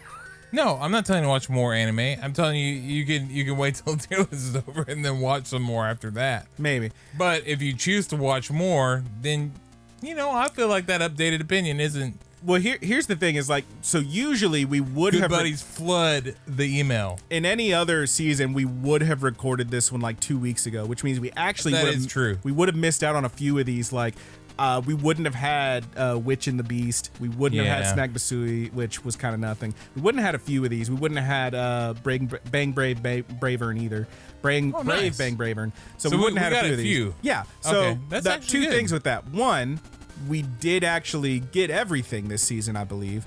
But two, we got everything, which means we got a little bit of trash in there too. Well, we had more time too. You had more time to be like, I'll watch something else. Yes, which also means that normally a lot of these we would only have one episode of anyway. While your boy was dealing with Sad Boy Winter. Yeah, and it was rough. all my ornamental pepper plants died as I desperately tried to revive them in Such my studio. Such a bummer, dude. Yep. You got some seedlings though. You can replant. I did keep the seeds, so hopefully that will work. Hopefully, but you know, I'm pulling for you guys. Brandon, my boy would come onto my porch, and it was lush, dude. It was beautiful. My tomatoes, they were about to turn red. I was over there like some of them more turning red. I was kind of jiggling them naters like, look at these little guys, billy. I was over there tickling his tomatoes. You know what I'm saying? Way too sad about that shit, dude. It's a bummer. I was very sad. What's next, big guy? Let's keep the moving. Strongest Tanks Labyrinth Raids. Fucking hell. Let me search this up because I have too many. Goddamn. By the way, that is not the full title. So here's the thing. On the one hand, the full title for this one on like the Wikipedia and shit is way longer, but they also don't put the whole thing on all the different streamers. I don't know. It's weird. The full title for this one is apparently The Strongest Tanks Labyrinth Raids. A tank with a rare 99/99 resistance skill got kicked from the hero's party. That is, I think, the longest title this season in both words and syllables. So, Jesus Christ. I feel like that title says it all. But just for kicks, Tank Boy gets kicked out of the hero's party because his shield skill seems to be taking damage for no reason. He joins some low-level adventurers on an escort mission since they'll be traveling near his hometown, and he wants to go home and see his sister. Along the way, he saves a little girl who turns out to be an illegally made homunculus and brings her with him. Turns out she can use the rare Identify skill and explains all of his abilities, so he knows why his shield was breaking and why he's actually pretty fucking strong. Art is fairly stiff, story is pretty standard. I do like that he isn't super bitter and vindictive as main characters in these shows usually are, but you can do better for a generic fantasy series this season. I got this one as a snoozer. It was pretty, man. I mean, that title's too long to not be snoozing, let's be real. What's next? 7th time loop. The villainess enjoys a careful life married to her worst enemy. I'm pretty good reading these. So, shockingly, not an isekai. Really? Yeah, right? At least it hasn't revealed itself to be as such yet. So this one starts with a badass battle scene, castle under siege, steel clashes and blood is spilt, and a lone man, the young emperor of the attacking nation, walks through the castle calmly, cutting down everyone who tries to stop him, including one young knight who almost gets the better of him. Then time abruptly rewinds, and we see that young knight was in fact Risha, whose life inexplicably keeps resetting after she dies, dropping her back to the moment when she was a young noblewoman being exiled by her former fiancé, the prince. 6 lives she has been exiled, 6 lives she has left to find a new path, and 6 lives have been well fulfilled, spent learning medicine, herbology, becoming a successful merchant, honing her mind and body, and yes, even becoming a knight, as we saw in that last loop. Every time, however, a war breaks out, and somehow or another, she ends up dying as another casualty. This time, however, is different. She decides, you know what? I've never left the palace going this way. I'm gonna go this way. She takes the road less traveled, and when you know it, that makes all the difference. She ends up, as she leaves, running into the very fucking dude, the swordsman who just killed her in her last life, the emperor of this attacking nation, who is gonna end up attacking eventually. And wouldn't you know it, he ends up immediately falling in love with her after he watches her jump off of a balcony, tuck and roll, break the heels off of her dress shoes, and take off running. Honestly, same, bro. If I see some lady do that, I'm like, damn, girl, hell yeah. Yeah. It's kind of sick. Yeah. Art is kind of not great, I'll be real with you. It looks pretty cool during that first battle, but then it gets all stiff and weird. Story, pretty okay, but it is kind of generic bullshit. I don't know. I'm into it, but I'm not super into it. I've got it as a cliffhanger. Okay. I will tell you, I've watched a couple more of this one. It's not bad. I don't know if I'm going to watch the whole thing, but it's not bad. What's next? Has Haley watched any of these? She's watched a couple of them with me, yeah. We I watched don't know her Mr. placement. Villain's Day Off together. We've been watching. Well, there's another one we're gonna get to eventually that we've been watching together. There's a couple we've been watching together that we haven't gotten to yet, actually. Okay, man. Let's talk about. Oh, she likes Fluffy Paradise. Okay. It's okay. We could talk about another one that I watched. Okay. Let's talk about Delicious in Dungeon, dude. Maybe I should save this one for the end. Yeah, I'm because kind of a lot side-eyeing people- you because I can feel it coming. So this one's on Netflix. Okay. Remember to mention. Okay. A group of adventurers get trounced by a dragon and barely escape when the cleric casts a teleportation spell, but she can't save herself. Now, down to only 3 party members and with none of their supplies, the group decides to dive back in to save their trapped comrade and resorts to cooking up monsters since they can't really afford new gear and supplies. So it's a cooking show, but fantasy, and that's kind of the charm of it. Imagine if any of these other food porn shows actually, they usually show you how to prepare the meal, but here, dude's like, well, you want to remove the giant scorpion's tail and claws first. And it looks really delicious, but that's unattainable, which is kind of the weird conceit of the show. It also managed to be pretty fucking funny. There's some reaction faces in here that I really enjoyed. I thought was pretty good. Decent story, pretty great art. It's Trigger, baby. It's got to be pretty good. Manages some pretty good comedic timing. I think it's an easy recommendation. This one is a little bit hyped because it's from a well-established series of mangas and whatnot. What do you think, Roger? I thought it was okay, man. I thought it was a little long in the tooth though. First episode. I only watched one episode. It's a little one note. I will grant you. Little. My definition: long in the tooth. Sure. It there are 2 little scenarios it breaks up in. Some of the jokes I felt like were reoccurring jokes. However, my wife did seem to like this one more than I did, even though she did not indicate as much to you. Because she did ask at least once yesterday, which was the day after we watched it, to hey, would you be interested in watching some more of that show? I thought it was okay. There's 3 episodes out, and they all come up. Which I'm fine with. And Sungwon's in it, baby. Love that Pro ZD. Yeah. Oh yeah. I'm fine with watching more of it. I'm interested. I thought it was cute enough. It was digestible. I mean, I would not put it on my tippity top at all, but I thought right now this is the most doing just fine on my tier list if I've ever had it that I've ever seen in my life. I would mostly agree with you, but I did have it at a tippity top. Okay. Tippity top, dude. Fair's fair. All right, man. What's next? Dr. Elise, the royal lady with the lamp. I have not seen a goddamn lamp in this show yet, is the first thing I'm going to say. I think maybe that's a reference to something else. I don't know. Anyway, Dr. Elise, the royal lady with the lamp. Okay, so this one, stay with me here. Aoi is a surgeon who takes her duty very seriously. She is intent on saving as many lives as possible and is widely recognized for her efforts.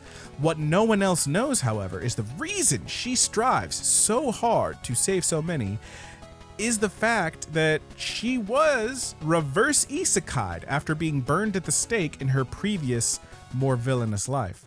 And now she hopes to redeem herself. Tragically, however, her plane crashes on the way to Germany, where she is to perform a very advanced and very serious operation. Miraculously, she lives and is able to stabilize everyone else on this plane that crashed. She saves so many lives in this plane crash. Everyone except herself.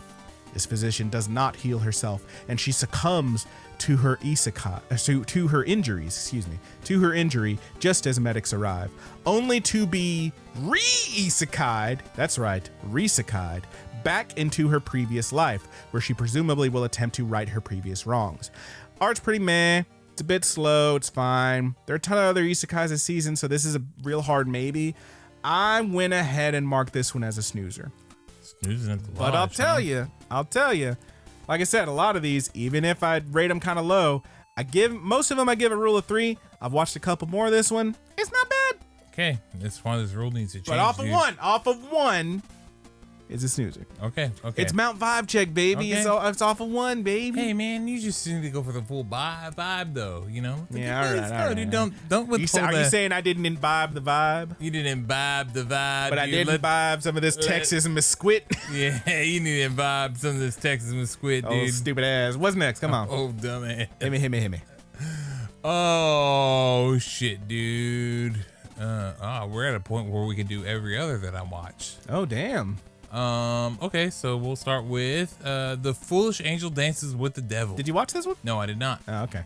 So I fucking guessed right. You had 6 to choose from, and I guessed you would do that one, and I already pulled it up. Haha. So, foolish angel dances with the devil. How did you know? We got this, bro. We got this connection. We're on that Texas Miss Squid wave, Yeah, bro. dude. A new kid transfers to a new high school and is immediately smitten with the cute blonde girl in class. They run into each other later, and he reveals that, turns out, he's actually a super badass demon who was sent here to battle against the angels, to find someone to help hell turn the tide in the battle against the angels. Turns out, of course, that she is one of those angels, and they do battle. It's legitimately funny at times. Also gets pretty fucking horny when she pins him down and puts a collar on him so that he has to work for her. You may be sensing a theme this season. The art is fine. Story is awfully fucking goofy. Be ready for some real dumbass shenanigans here. Honestly, the best thing about this one is the very beginning where he does this weird prank on the class as he's introducing himself. He basically wears a bald cap and pretends that he's bald, and then it turns out he's not, and the teacher gets mad because the teacher is bald. I kind of spoiled that, but whatever. The show is decently funny, but I don't know that it has a whole lot else going for it. I might give it another 1 or 2. Right now, I think it's a cliffhanger. Okay. Decent amount of cliffhangers you're seeing. Yeah, we got a big old thing of cliffhangers. Dude. Should we go ahead and hit the one that I think is going to piss the most people off, or do you want to save that for last? Dude, let's save it. You want to save it? Okay. Baby, let's save it. All right. But who knows? That might not be the one that we disagree with. I mean, I don't think so. I think there's going to be a lot of people watching who might disagree with me, but that's fine. Dude, let's What you talk got? about Sasaki and Peeps. Sasaki and Sasaki. Peeps. Long ass episode, dude. Yeah, this one had the double linked episode. This had the I've said before, like sometimes these shows do Oshinoko not episode. a little bit. A lot of that these long, shows but- do not need a double length premiere. There's maybe 1 or 2 this season that really could have used it, but this one did not need Yeah, it. this was not the one. Yeah. Even though I thought it was cute. It's fine. Sasaki is an almost 40-year-old office worker who needs a change. And so he ends up at the pet shop, but dogs and cats are so expensive. Instead, he ends up with a cute little Java sparrow. And then it turns out the sparrow is a reincarnated wizard or some shit. Okay. What? I just wanted to specify that if you go to a pet shop, birds are way more expensive, dude. Yeah, they tend to be, yes. Yeah, unless it's a parakeet, dude. Yeah. Birds are way more expensive. Usually, but for the purposes of this show, in the canon that we are forming, this bird was cheaper, and that's why I got it. Turns out the Java Sparrow is a reincarnated wizard or some shit who grants Sasaki a bit of his power, so he learns some magic, jumps from the real world to the fantasy world, the isekai world, trading goods to get money. It then turns out, and this is the second half of this episode that I'm like, oh, this is a different show now. It then turns out that in the real world, there are psychics who have incredible powers, X-Men style, and after saving a woman who was being attacked by one of these people, Sasaki ends up dragooned into service with the paranormal government agency or some bullshit. Lots of plates to spin here, but show's decent. It's a little bit unfocused, I would say. This one did not need the double-length premiere, but since they decided to cram all that story into one, I guess it works. I feel like you could have done it too. Also, it's a little weird that he has like a neighbor girl who's like clearly very young and appears to have a crush on him. That's a little weird. Yeah, she's gonna do the tsundere thing, I think. The show was okay. Yandere, maybe, I don't know. Whatever She seemed it is. okay. I'm okay with the neighbor thing. I'm not so sure far. what these words mean. We'll have to see. We'll have to see where that goes. But What do you think, man? I thought that it was a bit, pretty good, dude. It was a little long in the tooth. There it is. Little long in the tooth. I think that means what you think. But as you explained it, dude, it did really make sense to like, yeah, maybe this did need the double link premiere because they really jam packed a lot of shit in this episode. It's literally 2 different shows that Bro, they crammed it went together. so many fucking places. Yeah. It went from just a slice of life man working in the office To a fantasy isekai. to a guy that fucking wants a My pet. Hero Academia. Like, to- whoa. Oh my fucking god! And I don't even think he's a psychic, dude. I think No, this he's is- not. He yeah. is a wizard. This is a whole nother level. Yeah. Yes, specifically, they explain that, like, in this world, in the real world, psychics are like the X-Men. They have one power. This lady can control water. That is all she can do. Now, as far as they know, his only power is to make ice. Yeah. That's the only thing he's seen them do. He can make like an ice crystal and shoot it at you. He in fact has real magic and he can do a lot fucking more. Yeah. But he has to keep that under wraps. This show did have the funny faces. That was the one I was It thinking does of. have good It's the faces, funny yes. faces, and that sparrow is cute as fuck. dude. Yeah. So here's my thing is I kind of like it. I ended up after more episodes, haha, I like it more than I did after one. But after one, going off one, Off one. I had it at a cliffhanger. Okay, I'm gonna put it at the top of the clip. That is not the show we were talking about. I would. Oh shit. It was right next to it. I'm sorry. It was right next to There you go. There you go. Cliffhanger. I'm gonna put Wait, it at the they top did- because I would- probably would put it do it just fine. I think that's probably fair. Yep, I yep. could go either way on that one. Okay, and I gotta pee again. Damn, boy. All right, what's next? All right, good buddies. I took another pee break so you can add that to the ticker. Brandon, you need to smell me. Make sure I don't smell like whiz, dude. Make sure I didn't pee all over myself. Looking I good. don't see any spots on your pants. I think you're good, I do brother. have a little hole right here, man. If you want to really get that nose in there. Let me just real quick. Yep, hole in the crotch. He sure does. Yep, sure do. Damn, wouldn't have known about it. Sure do. This man just buddy. wanted to show me his balls. I don't know what did. that's about. Yeah, I tickled him right in front of you. Kind of weird. What's next, man? Come on. Let's talk about the Demon Prince of Mochi House. All right. So, the Demon Prince of Mochi House, orphaned at a young age, Himari is now 16, and she has received a letter from her deceased parents that names her the sole owner and proprietor of Momochi House, a big-ass manor up in the woods. Upon arriving, one of the walls explodes, and she sees a naked dude standing there. Fun. Turns out a bunch of demons and Ayakashi, some of whom look like strapping young men and others who look like cute little stuffed animals, have taken up residence and they want her to leave. No, we live here. And she's like, hey, fuck off, you twinks. This is my house. And they're like, no. Anyway, a big monster shows up and they save her and she says, fuck you, pretty boy. I'm staying anyway. Blah, blah, blah. Reverse harem. It's a little bit boring for me. And the art style is honestly pretty not great. It's super meh. I got it as a snoozer. Demon Prince of Emoji House. Yeah, snoozer. Bam. Makes Okay. sense to me. Okay. Here we fucking go. What you got, man? We're down to All right, three. man. The All right. final three. Hokkaido gals are super adorable. I think I fucked up on the title there. I don't think there's supposed to be an apostrophe in gals, but hey, whatever. Not as bad as Heavenly Delgian. Yeah. All right. Hokkaido gals are super adorable. Dude transfers high schools from Tokyo to Hokkaido and arrives freezing in the dead of winter. Immediately, he meets a big titty blonde gal who, wouldn't you know it, they're desk neighbors in class. She's super friendly, invites him over, spills some milk on her chest, changes into a skimpier outfit. Dude is mostly a gentleman, but every now and then his mind wanders into Hahaville. Mostly, this is a cheesecake show. I don't feel like it has a whole lot of substance. The outro's pretty good. I like the outro on this one, but yeah, it was kind of not much to me. Roger, you watched this one, didn't you? Yep. What'd you think, man?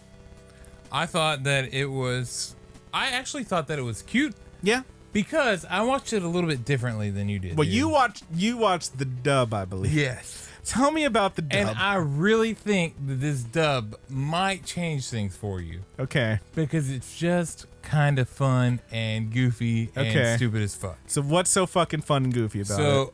So first, Hokkaido is a different region. It's of Japan. First, gals, if you're not familiar with them, you see them in animes all the time. Yeah. It's Gyaru, I Gyaru believe, or whatever, which is if you ever Google images of it, like real girls doing the Gyaru thing, it looks strange as fuck. Yeah, they go. It's like the whole thing is like real heavy on the mega. It's Yeah. not as bad. And I'm not as trying the, to be, like judgmental. These girls can do whatever they want. Right. Well, so And there's they are- another thing years ago that was like kind of like the gal style, but like way Gangaril, I believe. That was like Yeah. the same thing, but like super heavy tanning. Yeah, they would do or they would put the dark concealer Yes. on really heavy. So it's like one of these things that's like It was a almost blackface. almost. Well, yeah. So It it's kinda the whole was. thing is that it's like these are like.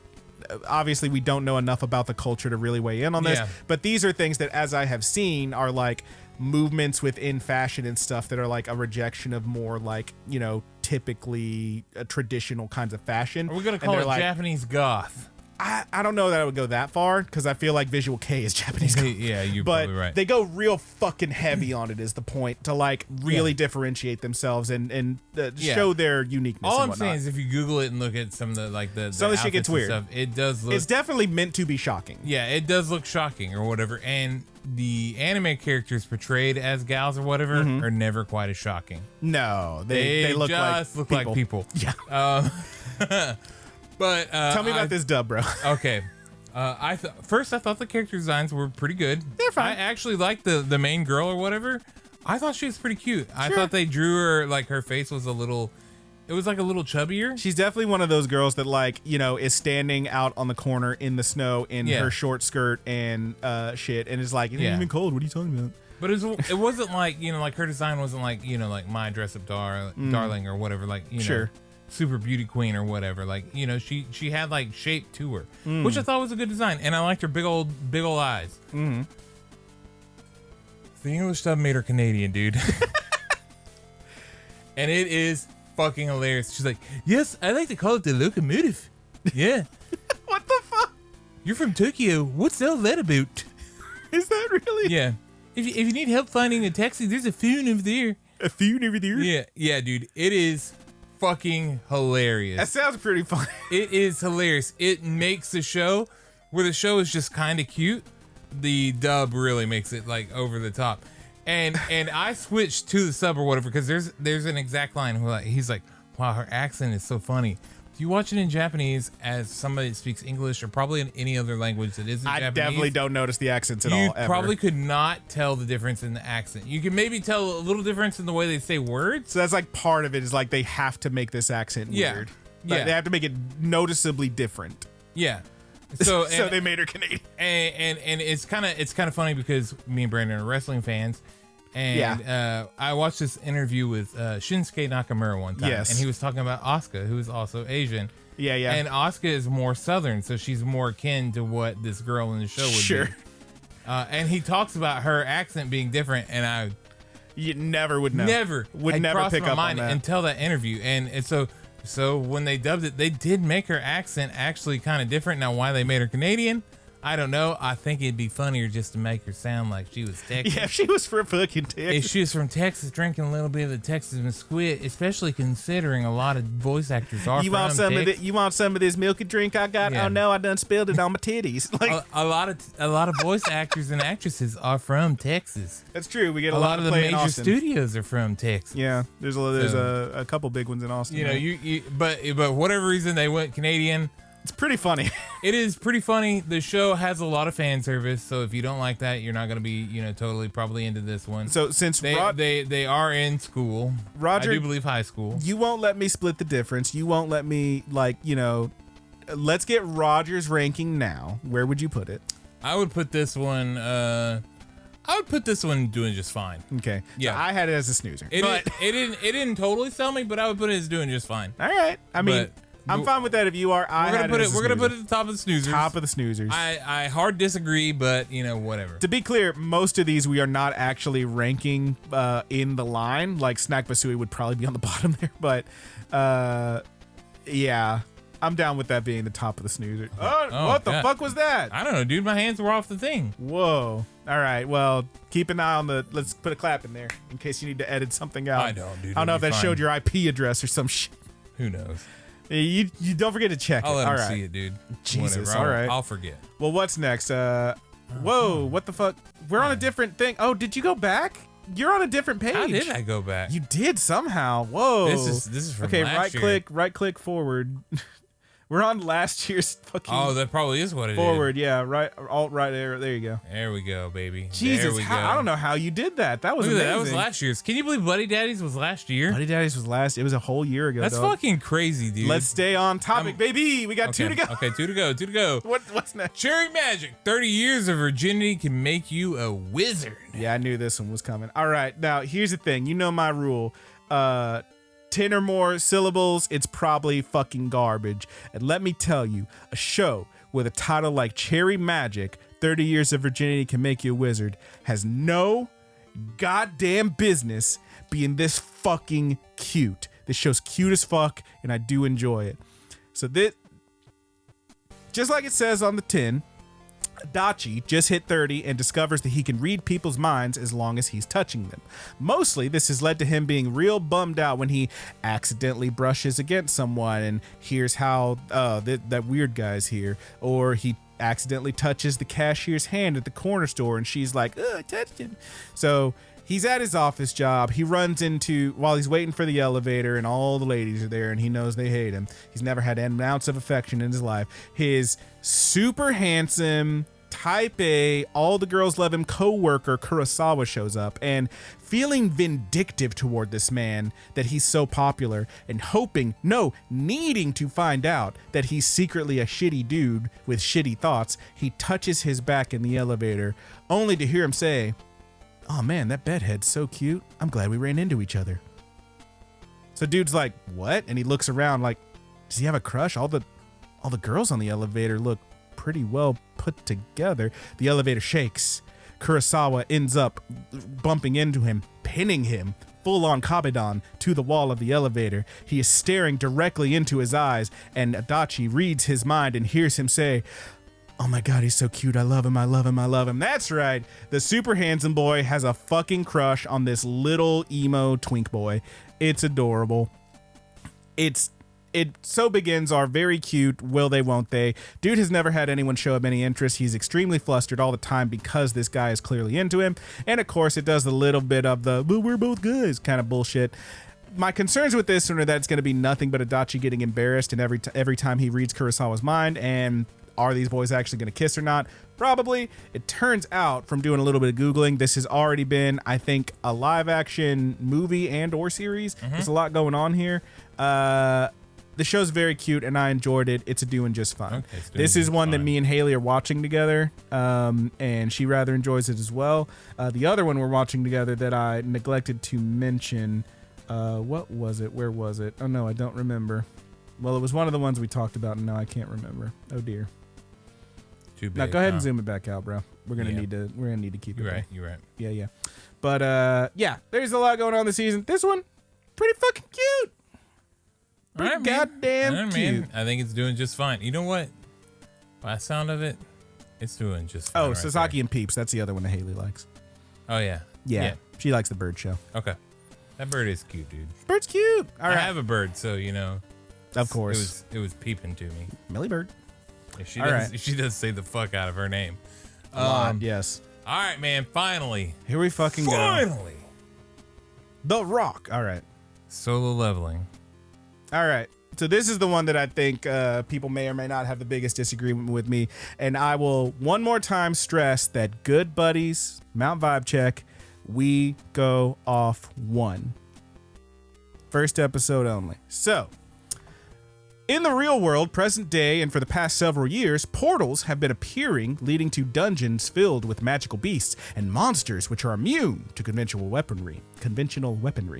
At the same time, some humans begin to develop enhanced abilities and magic. These hunters are now organized by rank and sent into dungeons to defeat monsters and bring back treasure. And thus, capitalism rears its head. Jewels found in these dungeons are used as energy sources, and guilds start snapping the highest ranking individuals. Gotta get that money, baby. So that they can risk their lives under contract. Enter Sung Jin Woo, widely known as the weakest of these hunters. Baby is at the bottom of the tier list in this show, not on this tier list, but in the show. But he is desperate to support his family, and he takes a job that turns out disastrous.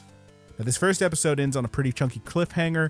The details section on Crunchyroll's pretty much spoils out what's going to happen next. But as far as the premiere goes, we're left on a big fat cliffhanger that sees our main guy as pretty much the least interesting part of the show, having almost no backstory and getting his ass demolished. I kind of wish this is the one that needed the double length premiere for me.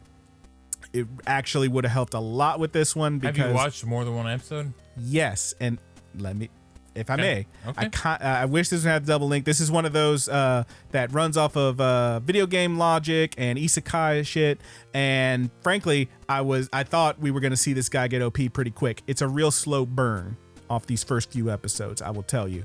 Show looks fine, very violent, gory, based on a very popular web novel series.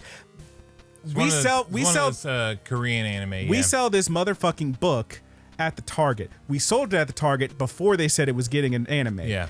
That's how I know it's popular. I have- Target don't sell shit I unless have it's already got an anime. People on our comic pool list at the store Yes. that have this on their pool list. Very, It is very not fucking popular. common to have manga on a pool list Exactly. for comics. Yeah. So what I'm saying is this one's hyped as fuck. It's going to be a heavy hitter. And the capitalist hellscape aspect does add to what is at this point kind of a tired theme, but off of one episode, the main guy, he's kind of nothing off of one. And I guarantee if I were judging this on the first 2 or 3 episodes, I wrote this before I watched any more of it. If I were going off the 2 or 3 episodes, this would be pretty high up. But off of one, it's a cliffhanger. Okay. Off of one. I have watched more of it. It is better than its premiere. But that first episode, they really slow burn it, y'all. They really slow burn it. So I did watch this one too. What'd you think? This is one that I hard disagree on, dude. How This hard? is it, dude. This is the one? I very hard disagree. That first episode, I was captivated. You think so? It started off like with the big ants or whatever they were fighting. And I thought wasn't gonna care at all.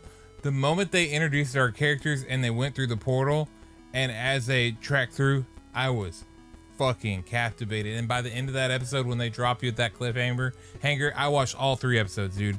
Boom, boom, boom, one right after another. But this is what I'm saying. The You first had that episode's- opportunity, though. yeah, If you watched just one and dropped you off the cliffhanger, would you say this was the best show you watched this season? I would say that I'd be dying for that second episode. And I'm with that. But would you say it's better than some of the other shows you watched this season off of one? yes, You think so? yeah. I personally don't feel that. I think it was the best show that I watched. I think it was the best show that I watched this entire season. Okay. Maybe under that, Sasaki and Peeps and Metallic Rouge and Hokkaido Girls are all tied, but Solo Leveling was on a whole other level. I for me. personally like for This me. one is like, in my opinion, if this was my list, Yeah. tippity top, right at the top. right at the top automatically immediately. Yep, I thought Okay. the hype. And what's fun is that you had already talked to me about this at the store before I'd watched the episode. So I went in with what you had said, and maybe with the knowledge of the hype of the books too. Okay. But I'm always skeptical about shit. I see video game like shit or whatever, and I start associating with isekais. It's hard. It's hard to captivate me with that. This show did captivate me. I thought it was very good. The first episode left me dying for more. I immediately binged the next 2. All right. If it was just one episode, I would be checking every day for that next episode. All right. Yep. So this is one that I'm probably gonna fall in with a lot of the people. All right. I hard disagree. I thought I'm fine with that. I thought that would I loved it to be a double premiere, like a double length episode? Yes.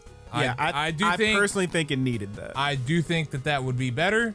However, I thought that the way that this episode cut was just fine. This is the thing is like for me, I already know enough. I went in this show knowing very little, but I know that this dude is going to get super overpowered. I know that's coming. Yeah, you right? can see in the OP, which the OP Right. and the ending are both very good. They're pretty decent. Yeah.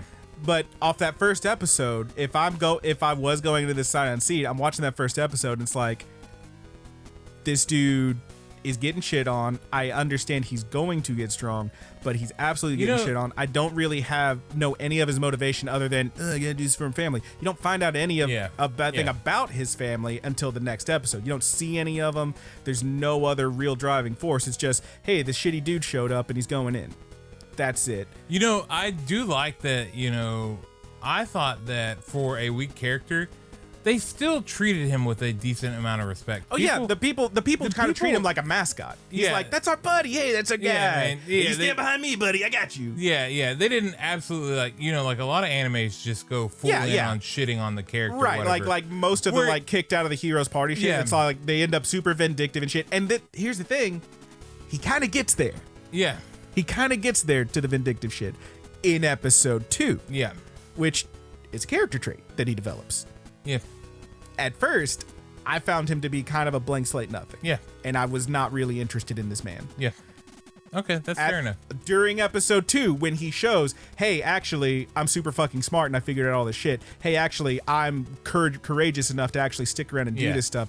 That's when I started forming a bond with this motherfucker. Yeah. Off that first one, it didn't really do anything. No, all for I me. was saying is No, that I get you. Is that the other characters in the show, whether they live or die or whatever, anime often uses those characters to really shit on their main character. Yes, to like and give I didn't them a feel like reason. they did it here. Right. Like, I felt like they genuinely did have a want to protect this kid or See, whatever. And that is something that they kind had of an understanding for me. It felt real. I'm with you to an extent, because like I'm realizing now that like that's the thing is usually you have these everybody else be real shitty to your main guy, so that when your main guy is vindictive and everything and ends up being kind of an asshole cool guy, then you have a reason for that.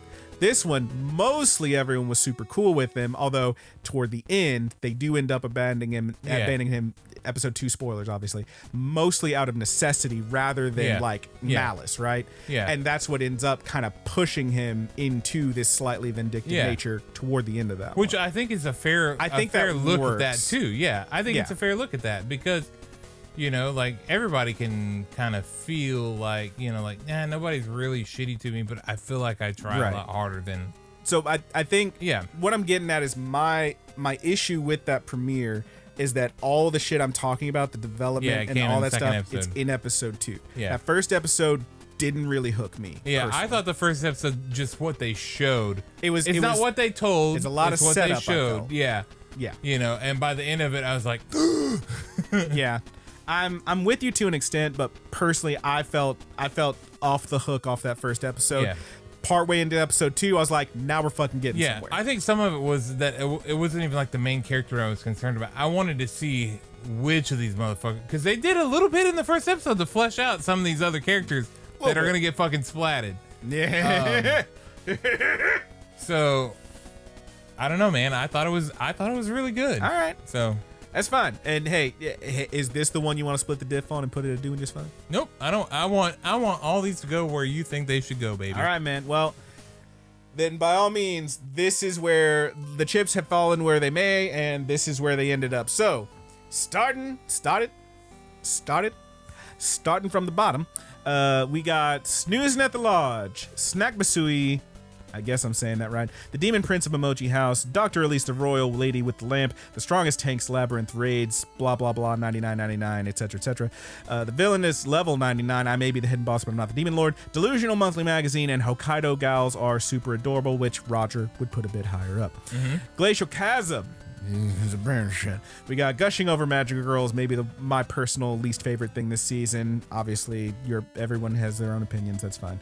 Tales of Wedding Rings and Chained Soldier. Cliffhangers. We got Solo Leveling, which Roger would put much higher up.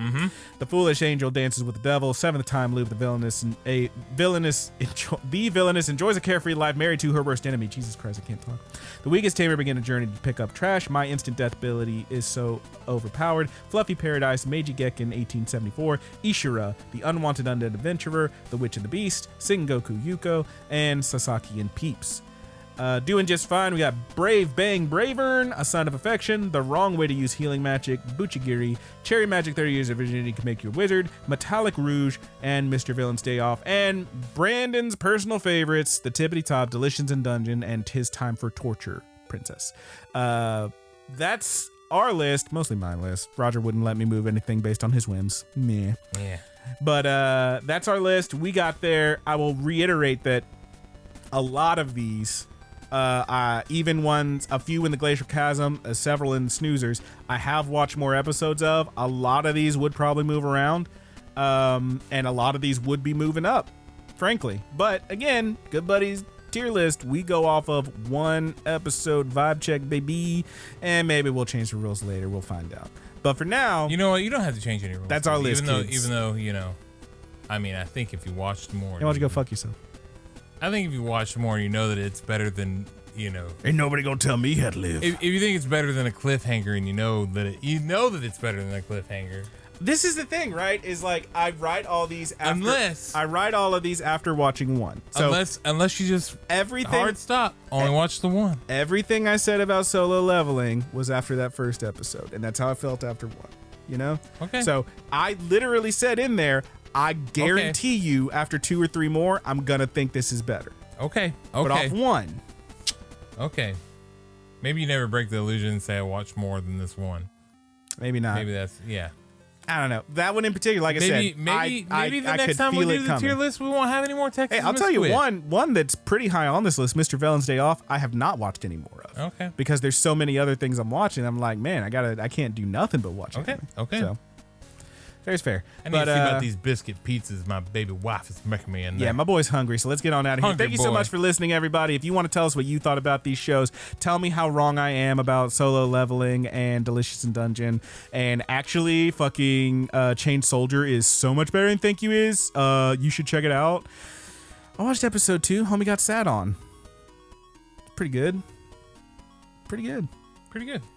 I think he can stay there, though.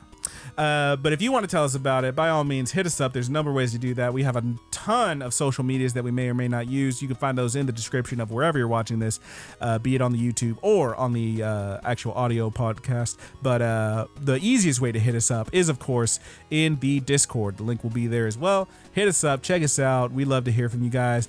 You can see all about how one of our good buddies already preemptively tried to tell me that, hey, man, gushing over magic girls isn't that bad. And I was like, all right, bud. But hey, I welcome these opinions. Obviously, variety is the spice of life, and we all need to hear about these things. But I don't want to watch any more, teenage titties. Thank you. Anyway, we want to give a shout out to our musicians. Thank you, Mary with Sea Monsters, aka the Mary Janes. I'm sure they would not like to be mentioned in a sentence directly after that last one, but here you are, and there you'll stay. Thank you so much, Mary with Sea Monsters, for our opening theme, Paper Doll. You can find them on marywithseamonsters.bandcamp.com and most other places you stream music. But that track is only on marywithseamonsters.bandcamp.com. Thank you very much. And a shout out to our good buddy Haas, aka Thomas Tastes Better on Instagram, aka Dungeon Witch on YouTube for our closing theme, The Buddy's Good. Thank you again, Haas.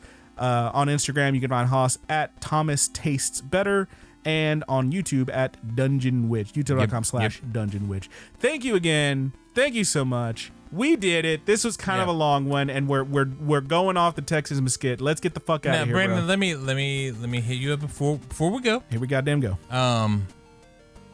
Next episode, we need to remember that we do have a question. Oh, we have a question. We had a question from this one. I remembered. I just checked to make sure. Oh, that's right. We do. I already know my answers to it, but I would like to save it to the next one because I am We will save it for the very next hungry, and this episode really does not provide for anything we more than just talking about this stuff. We typically don't do any kind of But, extra yeah. stuff on the tier list. So Good buddy next Josh time, did ask a great question, and he I did have, indeed. Oh man, I got answers. This is going to be a good Yeah. one. So that'll be for next time. That's our own little cliffhanger. You'll have to tune into the next episode for that one when we figure out what we will be doing next episode at some point. But Yeah, I guess for now, I needed to make us. I liked when we had the big list. yeah, we'll figure something helpful. out. But thank you so much. We're going to get on out of here. Roger, do you have one to take us out on? Yeah. You motherfucker. I don't like the sly smile of yours. I got something to take us out on. Well, from all of us here at the Good Buddies Anime Universe, I am your good buddy Brandon. And I am your good buddy Roger, and we are sponsored by the Texas Mesquite. We're not sponsored by And anybody. we're also sponsored by the Dude Wipes Mint Chill. We are not officially sponsored by anybody. And Brandon snorted a blue chew before we came in. So You don't tell people my personal business, sir.